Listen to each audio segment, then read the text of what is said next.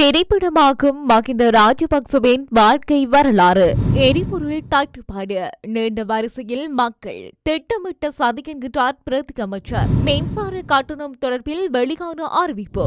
யாழ் செம்மணி மனித புதைக்குழிக்கு பாதுகாப்பு அவசியம் வலியுறுத்தும் கயேந்திரகுமார் MP. கனிமுல்ல சஞ்சீவ எப்படி உயிரிழந்தார்? வெளியானது முறையான அறிவிப்பு. காலநிலை மாற்றம் தொடர்பான அறிவிப்பு. ஜனாதிபதி செயலக வாகனங்கள் ஏலத்தில் விற்பனை. எழுந்த சர்ச்சை. யாழ் போதனா வைத்தியசாலை தாதியர் சங்கம் வெளியிட்ட அறிவிப்பு. தேங்காய் விலையில் மாற்றம். இலங்கை மத்திய வங்கி பொதுமக்களுக்கு விடுத்துள்ள எச்சரிக்கை.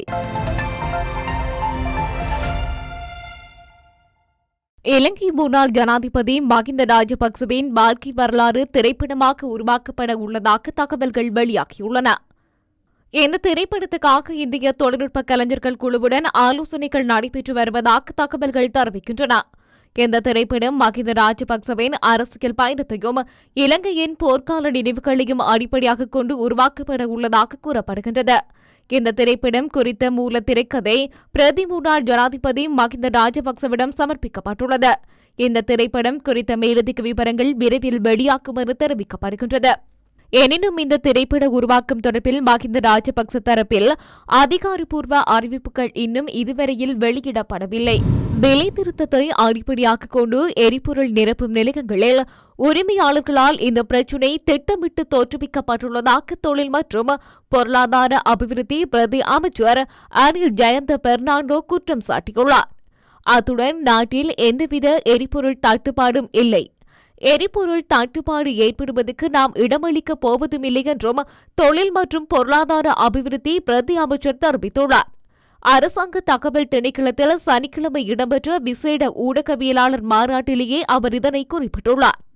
அவர் மேலும் குறிப்பிடுகையில் எரிபொருள் விநியோகஸ்தர்களுக்கும் சமூகத்தில் காணப்படும் நிலைமைக்கும் இடையில் பரஸ்பர நிலைமையே காணப்படுகின்றது. உண்மையில் சமூகத்தில் எவ்வித எரிபொருள் தட்டுப்பாடும் இல்லை, எரிபொருள் தட்டுப்பாடு ஏற்படுவதற்கு நாம் இடமளிக்கப் போவதும் இல்லை. எரிபொருள் நிரப்பும் நிலையங்களுக்கு அருகில் நீண்ட வரிசைகள் ஏற்பட்டுள்ளன. இதற்கு பொறுப்பு கூற வேண்டியது யார்? சரியாக இனம் காணப்படவில்லை. எரிபொருள் விநியோகம் இடம்பெறவில்லை என சமூக வலைதளங்களில் பரவலாக தகவல்கள் பகிரப்படுகின்றன. குறிப்பிட்ட ஒரு சங்கத்தை பிரதித்துவப்படுத்தும் நபரொருவர் எரிபொருள் விநியோக நடவடிக்கையிலிருந்து தாம் விலகுவதாக குறிப்பிட்டுள்ளார். ஆனால் எரிபொருள் விநியோகம் எந்தவித தடைக்குமின்றி முன்னெடுக்கப்படுகின்றது. அவ்வாறு இருக்கையில் சமூக வலைதளங்களில் எதற்காக இவ்வாறான செய்திகள் பரப்பப்பட்டன என்பது தெரியவில்லை.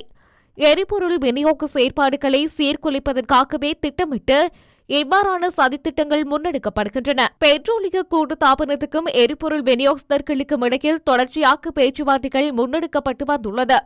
இதன்போது எந்தவொரு சந்தர்ப்பத்திலும் நாம் எரிபொருள் விநியோக நடவடிக்கையிலிருந்து விலகுவதாக உத்தியோகபூர்வமாக அறிவிக்கவில்லை.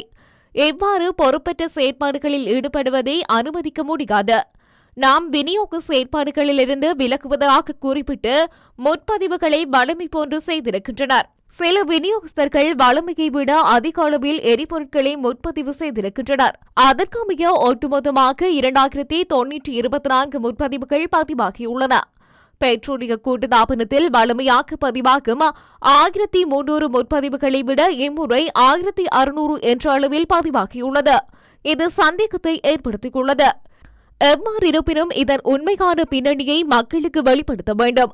எரிபொருள் நிரப்பும் நிலைய உரிமையாளர்களின் லாப நோக்கத்தை அடிப்படையாக கொண்டே இவ்வாறான செயற்பாடுகள் முன்னெடுக்கப்படுகின்றன. இதன் காரணமாகவே விலை நிர்ணயம் இடம்பெறும் காலகட்டங்களில் இவ்வாறான பிரச்சினைகள் தோற்றுவிக்கப்படுகின்றன. கடந்த 25ஆம் தேதியே விலை மாற்றம் தொடர்பில் நாம் அறிவித்திருந்தோம். ஆனால் இதன்போது எரிபொருள் விநியோகஸ்தர்கள் எமக்கு எந்தவொரு விடயம் தொடர்பிலும் கருத்து தெரிவிக்கவில்லை. அல்லது 28ஆம் தேதிக்கு வழக்கு விசாரணை இடம்பெற்ற போதும் கூட இது தொடர்பில் அவர்கள் அறிவித்திருக்கலாம். ஆனால் அதனையும் செய்யவில்லை. மாறாக திடீரென எரிபொருள் விநியோகத்திலிருந்து விலகுவதாக அறிவித்து பிரச்சினையை ஏற்படுத்தியுள்ளனர் என தொழில் மற்றும் பொருளாதார அபிவிருத்தி பிரதி அமைச்சர் தெரிவித்துள்ளார். நாட்டில் நிலவும் வறட்சி நிலைமை மற்றும் எரிபொருள் அடிப்படையிலான மின்சார உற்பத்தியின் அளவை பொறுத்து ஜூன் மாதம் மின்சார கட்டணத்தில் திருத்தம் செய்யப்படும் என இலங்கை மின்சார சபை அறிவித்துள்ளது. பொது பயன்பாடுகள் ஆணைக்குழுவின் பரிந்துரையின் பேரில் நாட்டின் தற்போதைய விதிமுறைகளின்படி மின்சார கட்டண மாற்றங்கள் ஒவ்வொரு 6 மாதத்திற்கும் ஒருமுறை மேற்கொள்ளப்பட வேண்டும் என இலங்கை மின்சார சபையின் பேச்சாளர் பொறியியலாளர் தம்மிக்க விமலரத்ன தெரிவித்தார். மின்சார உற்பத்தி செலவுகள் அதிகரிப்பு காரணமாக கட்டணம் அதிகரிக்க வாய்ப்புள்ளதாக மின்சக்தி அமைச்சர் குமார ஜெயக்கொடி அண்மையில் குறிப்பிட்டிருந்தார். தற்போதைய வறட்சி காரணமாக நிலைமை கடினமாக இருப்பதாகவும் மே மாதத்தில் மழை பெய்யுமாயின் செலவுகள் குறையலாம் எனவும் தெரிவிக்கப்பட்டுள்ளது. தற்பொழுது எரிபொருளை கொண்டு மேற்கொள்ளப்படும் மின்சார உற்பத்தியின் அளவு வெகுவாக அதிகரித்துள்ளதாகவும் சுட்டிக்காட்டப்பட்டுள்ளது.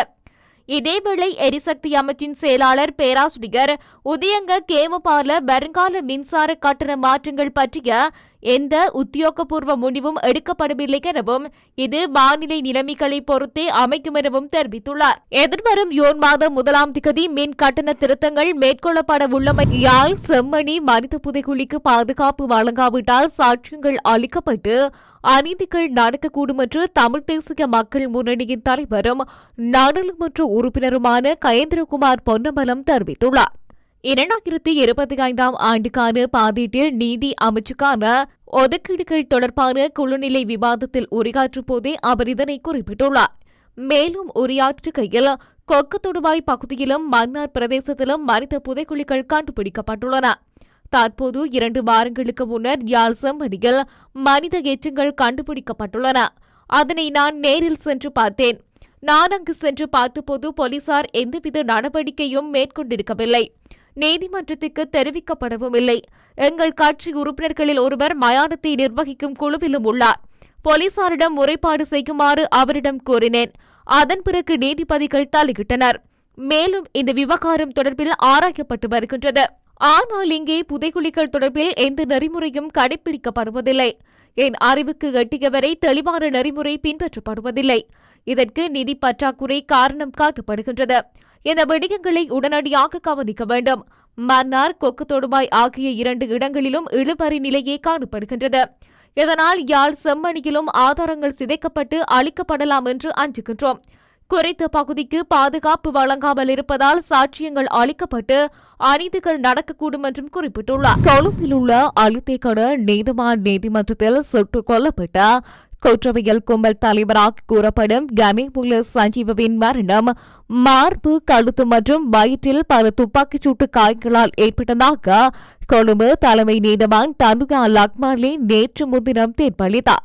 தீர்ப்பை அறிவித்த நீதிவான் விசாரணைகளின் போது மேற்கொள்ளப்பட்ட அவதானிப்புகள் மற்றும் கொழும்பு நீதித்துறை மருத்துவ அதிகாரி அலுவலகம் சமர்ப்பித்த பிரேத பரிசோதனை அறிக்கையை கருத்தில் கொண்டு இந்த முடிவை எட்டியதாக திறந்த நீதிமன்றத்தில் தெரிவித்தார்.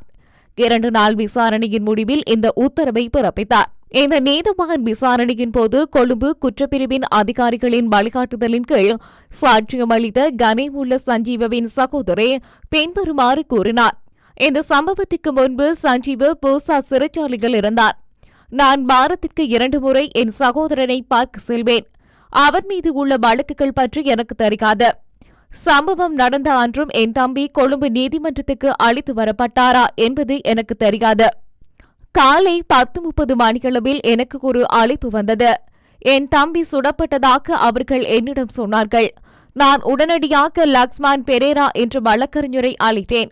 துப்பாக்கிச்சூடு சத்தம் கேட்டதாக அவர் கூறினார். பின்னர் நீதிமன்றத்தில் துப்பாக்கிச்சூடு நடத்தப்பட்டதாக அறிந்தேன். பாதிக்கப்பட்ட தரப்பினரை பிரதித்துவப்படுத்தும் வழக்கறிஞர்கள் நீதிமன்றத்தில் ஆதாரங்களை முன்வைத்து கனேமுல்ல சஞ்சீவவின் கொலை குறித்து முழுமையான விசாரணைகள் அவசியம் என்று கூறினர். குறிப்பாக அவரது பாதுகாப்பிற்காக நிறுத்தப்பட்டிருந்த சிறைச்சாலை அதிகாரிகள் மற்றும் காவல்துறை சிறப்பு அதிரடிப்படை அதிகாரிகளின் நடவடிக்கை குறித்து விசாரணை நடத்த வேண்டுமென அவர் சுட்டிக்காட்டினார். இந்த கொலை தொடர்பான வழக்கு அறிக்கைகளை மே 7ஆம் தேதி அழைக்க உத்தரவிடப்பட்டது. நாட்டின் சில பகுதிகளில் பிற்பகல் அல்லது இரவு நேரங்களில் சில இடங்களில் மழை அல்லது இடியுடன் கூடிய மழை பெய்யக்கூடும் என வளிமண்டலவியல் திணைக்களம் தெரிவித்துள்ளது. கிழக்கு, தென் மற்றும் ஊவா மாகாணங்களிலும் மாத்தளை, நுவரெலியா மற்றும் புலனறுவை மாவட்டங்களிலும் இன்றைய தினம் அவ்வப்போது மழை அல்லது இடியுடன் கூடிய மழை பெய்யக்கூடும் என வளிமண்டலவியல் திணைக்களம் தெரிவித்துள்ளது. வடக்கு மாகாணம் மற்றும் அனுராதபுரம் மாவட்டங்களிலும் பல தடவைகள் மழை பெய்யக்கூடும் என்றும் அந்த திணைக்களம் தெரிவித்துள்ளது. ஏனைய பகுதிகளில் மாலை அல்லது இரவில் அவ்வப்போது மழை அல்லது இடியுடன் கூடிய மழை பெய்யக்கூடும். மேல் சப்ரகமுவ தென் மற்றும் ஊவா மாகாணங்களிலும் மாத்தளை மற்றும் நுவரெலியா மாவட்டங்களிலும் சில இடங்களில் 75 மில்லிமீட்டர் வரை ஓரளவு பலத்த மழை பெய்யக்கூடும். இடியுடன் கூடிய மழை பெய்யும் வேளைகளில் அப்பிரதேசங்களில் தற்காலிகமாக பலத்த காற்றும் வீசக்கூடும். மின்னல் தாக்கங்களினால் ஏற்படக்கூடிய பாதிப்புகளை குறைத்துக் கொள்ள தேவையான முன்னெச்சரிக்கை நடவடிக்கைகளை எடுத்துக் கொள்ளுமாறு பொதுமக்கள் அறிவுறுத்தப்படுகின்றார்கள். ஜனாதிபதி செயலகத்துக்கு சொந்தமான 14 சொகுசு வாகனங்கள், 6 பழைய வாகனங்கள் மற்றும் வாகன உதிரி பாகங்கள் ஆகியன ஏலத்தில் விற்பனை செய்யப்பட்டன. அரசு செலவுகளை குறைக்கும் மற்றும் நிதி பாதுகாப்பை ஊக்குவிக்கும் நோக்கில் இந்த வாகனங்களை விற்பனை செய்ய தீர்மானிக்கப்பட்டது. இதேவேளை ஏலத்தில் விற்பனை செய்யப்படாத மற்ற வாகனங்களுக்கான ஏலம் விரைவில் நடத்தப்படும். இவை ஜனாதிபதி செயலக அதிகாரிகள் பயன்படுத்திய வாகனங்கள் அல்ல. மாறாக முன்னாள் ஜனாதிபதி தனது பதவிக்காலத்தில் அமைச்சரவையின் 41(1) பிரிவின் கீழ் நியமித்த ஆலோசகர்கள் மற்றும் அதிகாரிகள் பயன்படுத்திய வாகனங்கள் என ஜனாதிபதி ஊடகப் பிரிவு தெரிவித்துள்ளது. மொத்தம் 199 வர்த்தகர்கள் இந்த ஏலத்தில் பங்கேற்றனர் என்பது குறிப்பிடத்தக்கது. யாழ் போதனா வைத்தியசாலையில் விபத்து சத்திர சிகிச்சை அதிதீவிர சிகிச்சை பிரிவில் ஏற்பட்டுள்ள அசாதாரண சூழ்நிலை சம்பந்தமான விளக்க ஊடக அறிக்கை ஒன்றினை வைத்தியசாலையின் தாதியர் சங்கம் வெளியிட்டுள்ளது. மிக குறுகிய காலத்தில் அங்கு கடமை புரியும் வைத்தியர் ஒருவருக்கும் பொறுப்பு தாதிக்கும் ஏற்பட்ட சிறிய கருத்து முரண்பாட்டின் பின்னணியில் இந்த அசாதாரண சூழ்நிலை தோன்றியுள்ளதாக அதன்போது சுட்டிக்காட்டப்பட்டுள்ளது. குறித்த பொறுப்பு தாதி 20 வருடங்களுக்கு மேலான சேவை அனுபவத்தினை அதிதீவிர சிகிச்சை பிரிவில் நிறைவு செய்த ஒரு அர்ப்பணிப்பான சேவையாளர் என்றும் அறிக்கையில் தெரிவிக்கப்பட்டுள்ளது. இந்த நிலையில் சம்பந்தப்பட்ட பிரச்சினை தொடர்பில் ஆரம்பகட்ட விசாரணைகள் முடிவடையும் தருவாயில் இருப்பதாகவும் சுகாதார அமைச்சின் முறையான விசாரணைக்கு இவ்விடயம் உட்படுத்தப்பட்டுள்ளதாகவும் தாதியர் சங்கம் குறிப்பிட்டுள்ளது. அதன்படி விசாரணை முடிவடையும் பட்சத்தில் அனைவரும் ஏற்றுக்கொள்ளக்கூடிய நியாயமான தீர்வொன்றினை பெற்றுக்கொள்ள முடியும் என நாம் எதிர்பார்ப்பதாகவும் சங்கம் தெரிவித்துள்ளது. இவ்வாறானதொரு பின்னணியில் மேற்படி விடயம் சம்பந்தமாக பத்திரிகைகளில் வெளிவரும் செய்திகள் உண்மைக்கு புறம்பானவை எனவும் இவை தமது கண்ணியமான சேவைக்கு களங்கம் ஏற்படுத்தும் விதமாக அமைந்துள்ளதாகவும் தாதியர் சங்கம் சுட்டிக்காட்டியுள்ளது. கடந்த வாரத்தை விட தற்போது சந்தையில் தேங்காய் விலை படிப்படியாக குறைந்து வருவதாக வர்த்தகர்கள் தெரிவித்துள்ளனர். சராசரி அளவு தேங்காய் ஒன்றின் விலை கடந்த வாரம் சுமார் 250 ரூபாவாக காணப்பட்டது. எனினும் தற்போது ரூபாய் 200 மற்றும் 220 என்ற விலைக்குள் காணப்படுவதாக தெரிவிக்கப்படுகின்றது. இந்த நிலையில் நிலவும் சீரற்ற காலநிலை காரணமாக எதிர்காலத்தில் தேங்காய் விலை குறித்த துல்லியமான அறிக்கையை வெளியிட முடியாது என வர்த்தகர்கள் தெரிவித்துள்ளனர். மரங்கள் நடுவதன் மூலம் மிகப்பெரிய லாபம் சம்பாதிக்கலாம் என கூறி ஊடகங்களில் விளம்பரம் செய்யப்படும் முதலீட்டு வாய்ப்புகள் சட்டத்தால் தடை செய்யப்பட்ட பிரமிட் திட்டமாக இருக்கலாம் என இலங்கை மத்திய வங்கி மக்களை எச்சரித்துள்ளது. இவ்வாறான மோசடி திட்டங்களில் ஈடுபட்டு உங்கள் பணத்தை இழந்து விடாதீர்கள் எனவும் மத்திய வங்கி மக்களுக்கு அறிவுறுத்தியுள்ளது. இவை முதலீட்டு வாய்ப்புகள் என விளம்பரம் செய்யப்பட்டாலும் அவை சட்டவிரோதமான பிரமிட் நிதியமைப்புகளாக இருக்கக்கூடும் என தெரிவித்துள்ளது. எனவே இவ்வாறான திட்டங்களில் முதலீடு செய்வதனை தவிர்க்குமாறு மத்திய வங்கி பொதுமக்களை அறிவுறுத்தியுள்ளது. மேலும் சில நிறுவனங்கள் இலங்கை மத்திய வங்கியின் பெயரை தவறாக பயன்படுத்தி இந்த விளம்பரங்களை செய்து வருவதாகவும் இது தொடர்பாக முறைப்பாடுகள் கிடைத்துள்ளதாகவும் மத்திய வங்கி தெரிவித்துள்ளது. இதனை கருத்தில் கொண்டு சம்பந்தப்பட்ட பிரிவுகள் இந்த மோசடிகளை விசாரணை செய்யும் பணியில் ஈடுபட்டு வருகின்றன.